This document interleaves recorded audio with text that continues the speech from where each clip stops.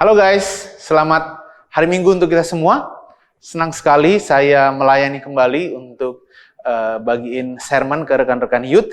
Dan hari ini saya kasih judul sermonnya adalah hal kecil yang berharga. Kita perlu tahu, kita sebagai anak-anak muda, bagaimana di mata Tuhan. Oke? Tapi sebelumnya mari kita berdoa terlebih dahulu. Kami bersyukur Tuhan, untuk hari ini, hari Minggu ini aku berdoa di dalam nama Yesus, melalui pujian penyembahan yang sudah kami naikkan, melalui semua yang sudah kami jalankan di dalam ibadah Minggu ini, kami percaya di dalam nama Yesus itu semua semakin membuat kami beriman, semakin membuat kami percaya, dan aku berdoa ketika kami mendengarkan firman Tuhan, di dalam nama Yesus kami semakin melihat siapa kami di dalam Tuhan, bagaimana posisi kami di dalam Tuhan, bahwa kami berharga dan memiliki kuasa dan luar biasa semenjak dari kami masa muda. Terima kasih Tuhan, di dalam nama Yesus kami berdoa, amin. Oke, sermon hari ini, saya ulangin lagi, adalah hal kecil yang berharga. Saya ambil dari firman Tuhan di Yeremia 1, ayat 4 sampai 10. Yeremia by the way adalah gambaran youth juga. Karena Yeremia dipanggil Tuhan ketika dia berusia 13 tahun. Jadi masih lucu-lucunya gitu ya. Sudah dipanggil Tuhan. Dan sebenarnya panggilan Tuhan adalah buat kita semua. Saya akan jelaskan dalam beberapa menit ke depan. Stay tune, karena ini nggak akan lama. Oke? Yeremia 1 ayat 4 sampai 10. Saya akan baca sedikit demi sedikit ya. Firman Tuhan datang kepadaku, kepada Yeremia. Bunyinya, sebelum aku membentuk engkau dalam rahim ibumu, aku telah mengenal engkau, dan sebelum engkau keluar dari kandungan, aku telah menguduskan engkau, aku telah menetapkan engkau menjadi nabi bagi bangsa-bangsa. Ini adalah sebutan Tuhan atau perkataan Tuhan kepada Yeremia, tapi memang begitulah Tuhan membentuk kita. Dalam rahim kita sudah diciptakan Tuhan, sudah ditenun kata firman Tuhan, dia sudah menetapkan rencana besar bagi setiap kita, bukan hanya Yeremia. Tuhan memang menyampaikannya kepada Yeremia, tetapi firman Tuhan ini buat kita semua. Jadi, semenjak dari masa muda kita, dalam range umur kita yang disebut dengan youth, Tuhan sudah punya rencana yang besar buat rekan-rekan semua. Yeremia nggak tahu hal ini. Dia nggak ngerti, karena di ayat berikutnya dia bilang, maka aku menjawab, Tuhan Allah, sesungguhnya aku tidak pandai berbicara, sebab aku ini masih muda. Yeremia tidak mengetahui hal ini, bahwa dari semenjak orang dilahirkan, Tuhan sudah punya rencana yang luar biasa, sudah menetapkan hal-hal yang luar biasa besar bagi dia. Tapi kita tahu hal ini. Anak-anak Tuhan menyadari dari kitab Mazmur sebelumnya, kalau kita membaca, dan juga hari ini dari kitab Yeremia, kita tahu bahwa kita dari semenjak dilahirkan ditetapkan untuk satu tujuan yang jelas. Apa itu tujuannya? Saya akan sampaikan beberapa waktu ke depan. Perhatikanlah kira-kira ayat ini. Dikatakan begini, Tuhan Allah, sesungguhnya aku tidak pandai berbicara. Namanya juga umur 13 tahun, 14 tahun. Kita pasti punya keterbatasan dong. Kita mungkin bahasa Inggrisnya belum lancar. Kita mungkin di dalam yang suka musik, kemampuan bermain drumnya belum lancar. Kemampuan bermain gitarnya belum lancar. Kemampuan bermain bassnya belum lancar. Tetapi yang Tuhan cari bukan yang mampu. Yang Tuhan cari adalah yang mau. Maka dikatakan, maukah engkau? Maukah? Apakah engkau percaya? Bukan yang mampu, tetapi yang mau. Karena Tuhanlah di ayat 7 yang berkata, janganlah katakan aku ini masih muda. Tetapi kepada siapapun engkau kuutus, haruslah engkau pergi. Apapun yang kuperintahkan kepadamu, haruslah kau sampaikan. Karena yang membuat kita menjadi luar biasa itu adalah Tuhan. Yang membuat kita menjadi berdampak itu adalah Tuhan. Saya kasih gambaran yang penting sekali, yaitu ketika Musa adalah seorang gembala, kambing domba, dipanggil Tuhan untuk menjadi pembebas bangsa Israel. Sama, Musa juga ngomong, aku ini nggak pandai berbicara. Itu sebabnya Harun, abangnya, harus ikut bersama-sama dengan dia. Rekan-rekan, saya mau kasih gambaran bahwa Musa itu nggak punya apa-apa. Ketika dia dipanggil oleh Tuhan, dia cuma punya tongkat. Bagi Musa, tongkat itu nggak ada artinya, cuma buat menggembalakan domba. Tetapi ketika Tuhan bilang, lemparkanlah tongkat ini. Lemparkan tongkat itu. Tongkatnya jadi ular. Jadi yang membuat hal kecil itu menjadi besar bukan orangnya, tapi Tuhannya. Bagian kita adalah apakah kita mau. Bagian kita apakah kita menerima panggilan Tuhan itu. Karena rekan-rekan dalam masa muda kita pun panggilan kita tetap sama, yaitu firman Tuhan berkata di 1 Petrus 2 ayat 9, karena kamu adalah bangsa yang terpilih, imamat yang rajani, bangsa yang kudus, umat kepunyaan Allah, supaya kamu memberitakan perbuatan-perbuatan yang besar dari Dia yang telah memanggil kamu keluar dari kegelapan kepada terangnya yang ajaib. Jadi tujuan kita diciptakan adalah untuk menceritakan perbuatan-perbuatan yang besar dari Dia yang telah memanggil kita. Tujuan kita diciptakan adalah untuk menjadi pemberita firman Tuhan. Melalui perkataan kita, kalau ada teman-teman kita yang ngomong misalnya, udahlah nyontek nggak apa-apa 1 kali ini doang, pelajaran ini kan susah bro. Kebenaran adalah kebenaran. Gak ada namanya white lie. Gak ada kesalahan yang dimaklumi. Memang gurunya, dosennya, itu memang gak asik kalau jelasin. Bukan itu. Masalahnya adalah kebenaran. Dan kebenaran itulah yang akan membebaskan kita. Orang akan bilang, udah gak usah sekolah online, udah bikin aja kamera di depan lu. Videoin aja diri lu. Biar lu nanti bisa jalan-jalan. Enggak. Kebenaran adalah kebenaran. Sekalipun satu kelas, sekalipun satu sekolah mengikuti yang salah, bukan berarti itu menjadi benar. Perkataan kita menentukan. Karena sebagai anak Tuhan, kita diciptakan untuk menjadi pemberita Injil, pertama melalui perkataan kita. Perhatikan apa yang kita katakan. Karena firman Tuhan juga berkata, siapa yang mencintai hidup dan ingin melihat hari-hari yang baik, dia harus menjaga lidahnya dan menjaga bibirnya dari perkataan yang jahat dan ucapan yang menipu. Di ayat lain juga dikatakan, hidup dan mati dikuasai lidah. Perhatikan betapa kita diciptakan dengan potensi yang luar biasa. Anak-anak Tuhan diciptakan untuk menjadi pemberita Injil semenjak masa mudanya. Tapi aku nggak bisa apa-apa, juga melalui perbuatan. Firman Tuhan berkata, hendaklah terangmu bercahaya, supaya orang lain melihat perbuatanmu yang baik, yang lebih baik artinya, dan mempermuliakan Bapa di surga. Itulah tujuan kita. Jadi, kita sekolah, kita bergaul dengan orang, melalui perkataan kita, nama Tuhan dipermuliakan. Melalui keramahan kita, orang dipermuliakan.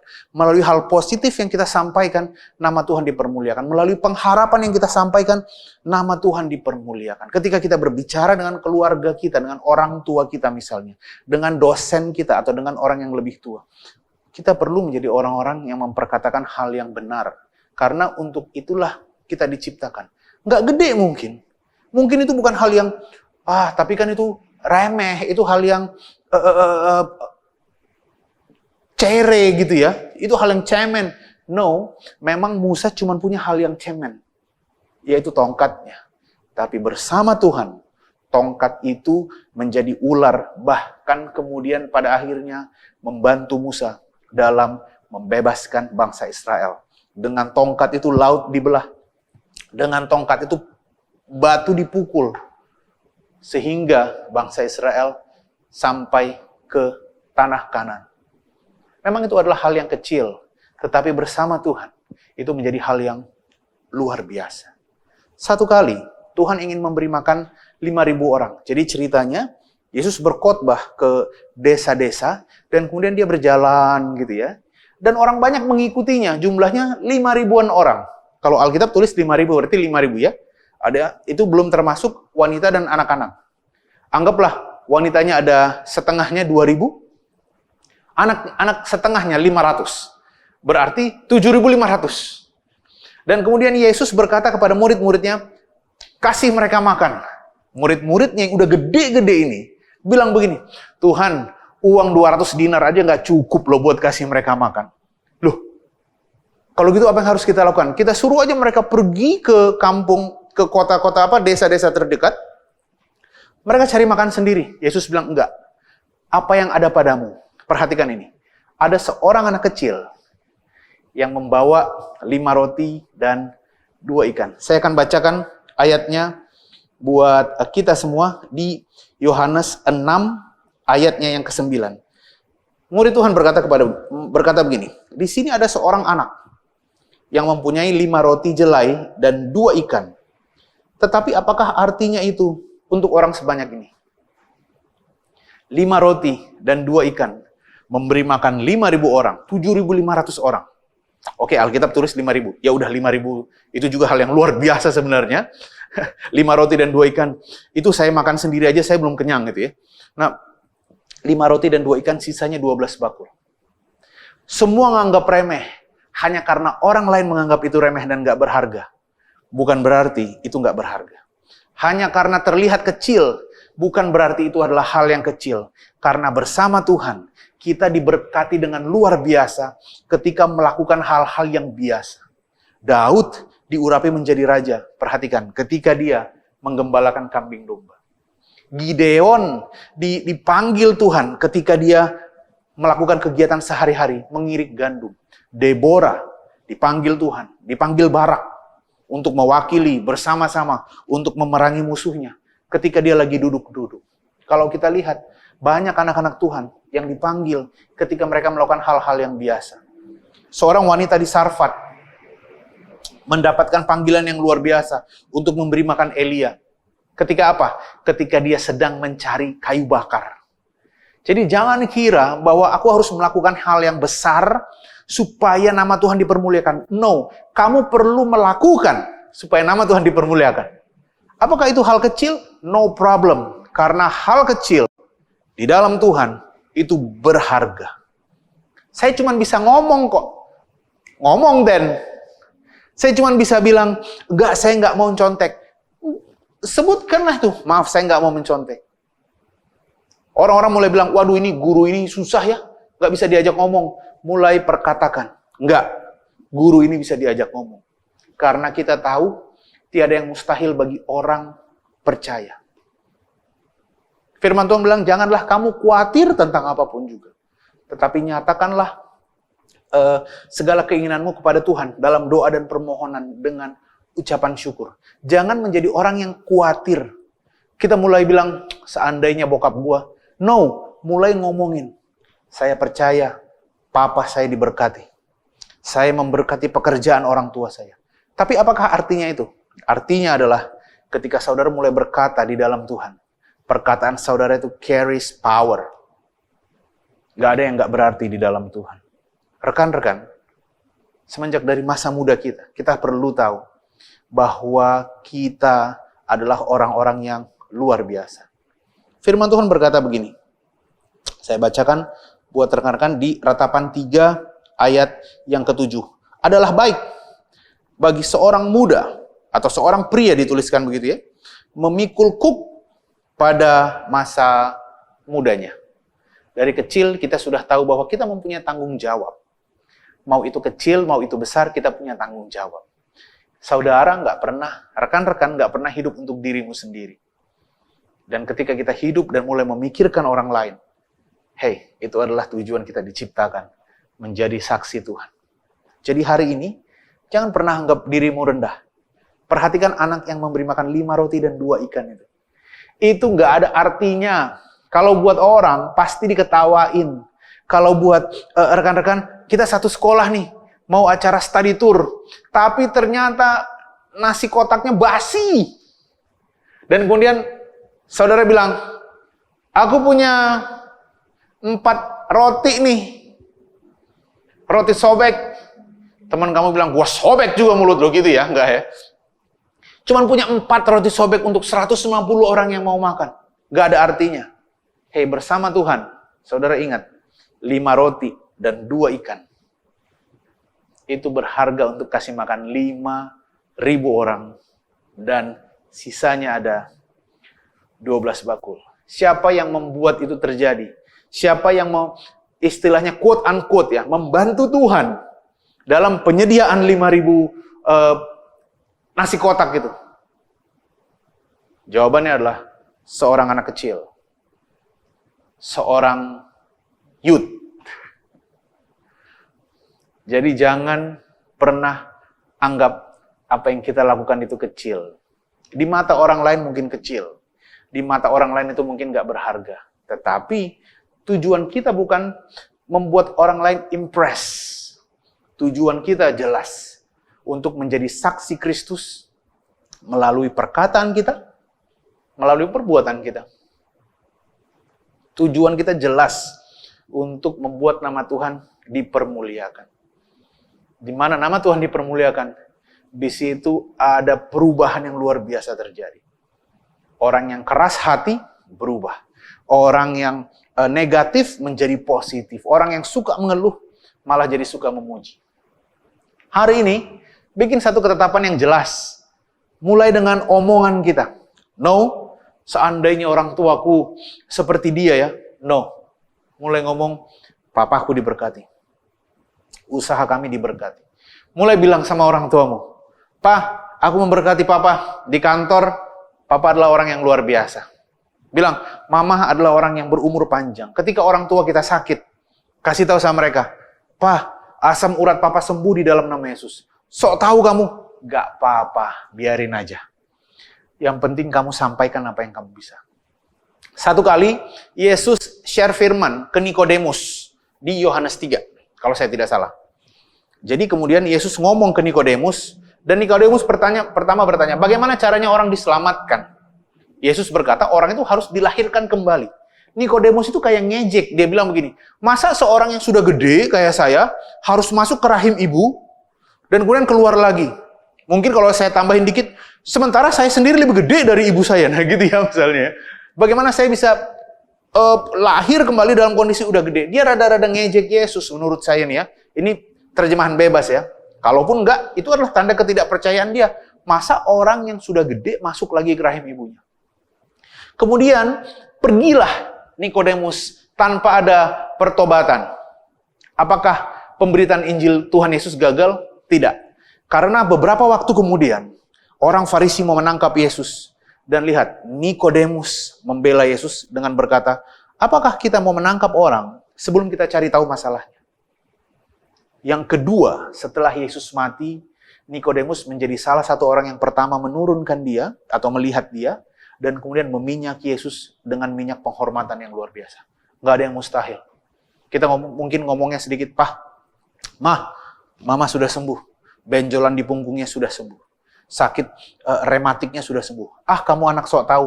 Jangan menganggap apa yang saudara lakukan itu kecil. Nggak. Karena firman Tuhan yang berkata, firmanku tidak akan kembali dengan sia-sia, tapi akan berhasil dalam segala hal yang kuperintahkan kepadanya.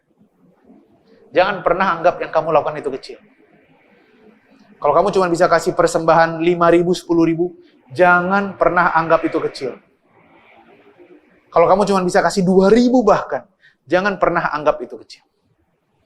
Gambarannya itu seperti ini. Ada satu orang anak melihat ada begitu banyak bintang laut di pantai. Dan kemudian dia mulai melempar-lempar bintang laut itu ke laut karena sepertinya ombak udah nggak ada lagi. Bintang lautnya susah mau bergerak ke laut. Terus ada seorang orang gede yang ngomong. Ini orang gede yang ngomong. Buat apa kamu lempar bintang lautnya? Nggak ada artinya, bintang lautnya banyak banget. Terus si anak itu ngomong begini, mungkin nggak ada artinya. Tapi buat bintang laut yang saya lempar ke laut, itu ada artinya. Jadi, hal kecil nggak pernah kecil. Apalagi bersama Tuhan yang besar. Tongkatnya Musa dilempar jadi ular. 5 roti dan 2 ikan memberi makan 5.000 orang. Saya nggak tahu betapa banyak mujizat yang terjadi kalau kamu bertindak hari ini dengan imanmu, dengan menyadari bahwa hal kecil bersama Tuhan adalah hal yang berharga. Amin, rekan-rekan. Saya berharap ini memberkati kita semua. Jangan menjadi anak muda, jangan menjadi youth yang sama dengan yang lain. No, kita itu berbeda.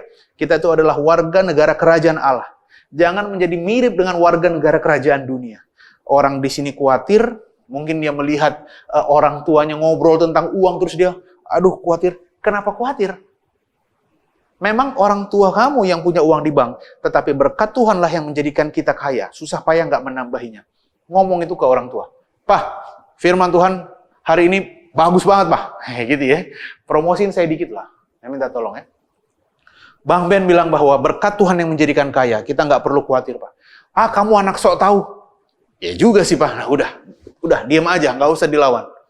Tapi nanti firman Tuhan itu yang akan bergerak sendiri. Karena firman Tuhan adalah Allah sendiri.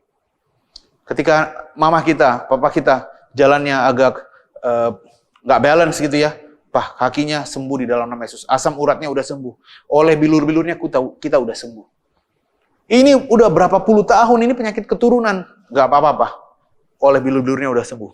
Kamu so tahu sih masih kecil. Udah nggak usah dilawan lagi. Firman Tuhan itu yang akan bergerak.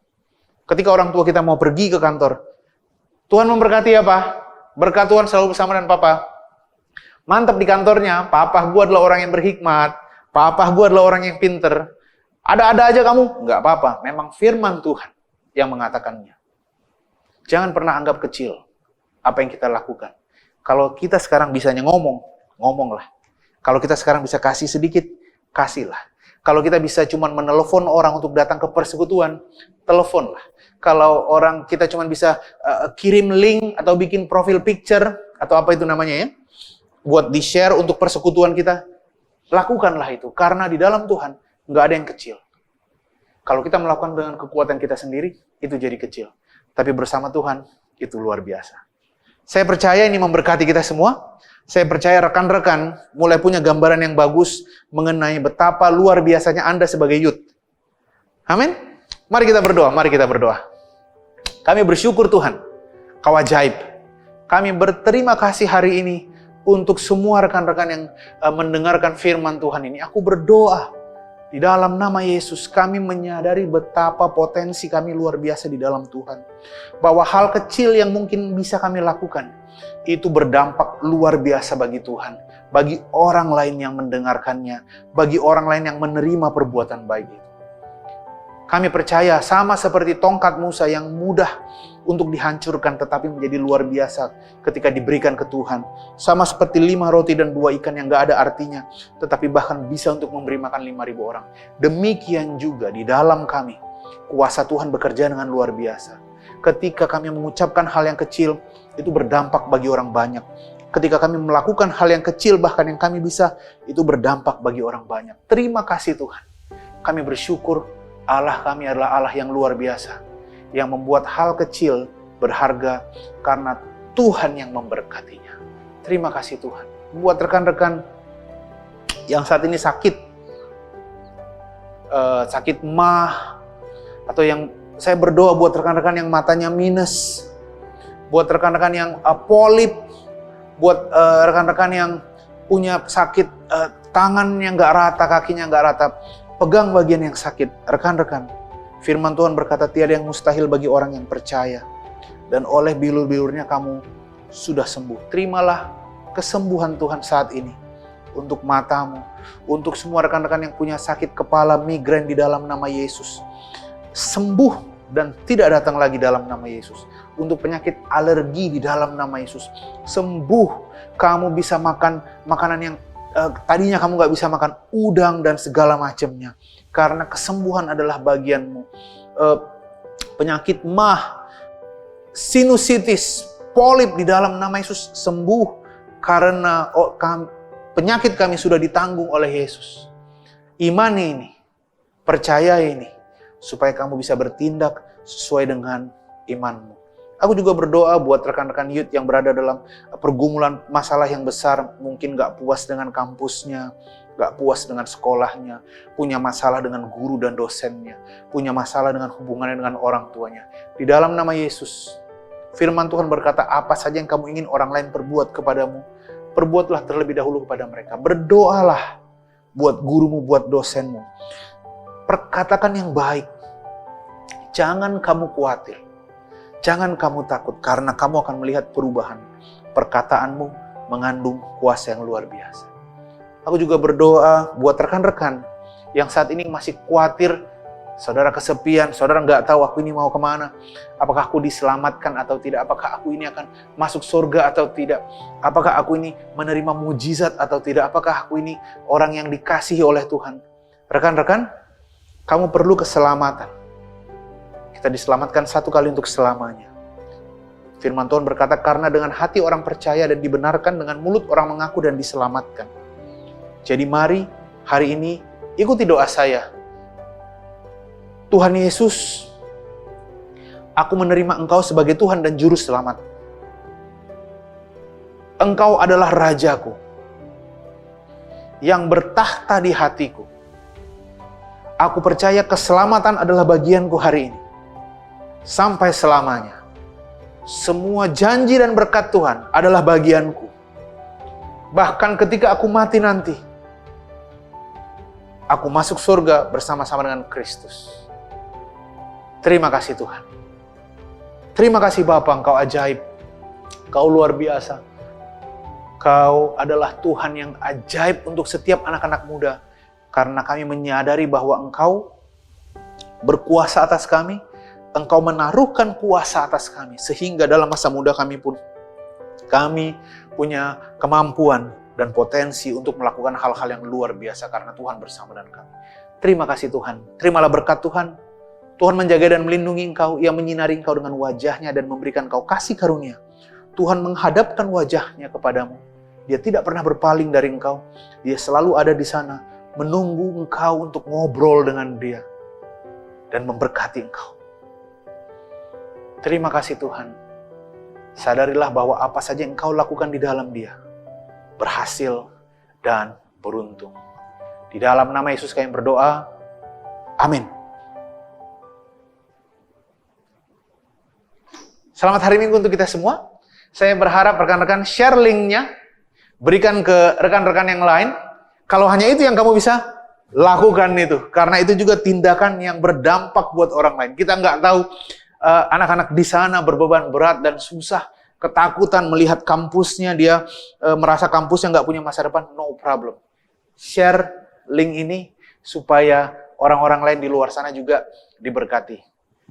Selamat hari Minggu untuk kita semua. Tuhan Yesus memberkati kita. Tuhan Yesus memberkati kita.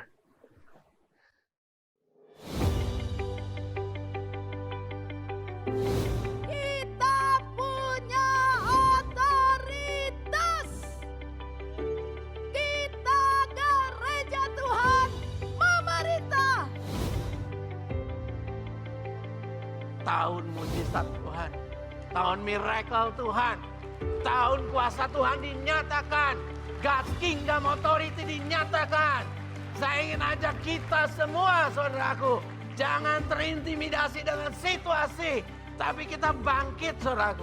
Kita ambil kuasa Tuhan bersama-sama, menyatakan kuasa itu, menggunakan kuasa itu untuk menyetop segala pekerjaan iblis, untuk mengubah keadaan, mengubah bangsa Indonesia.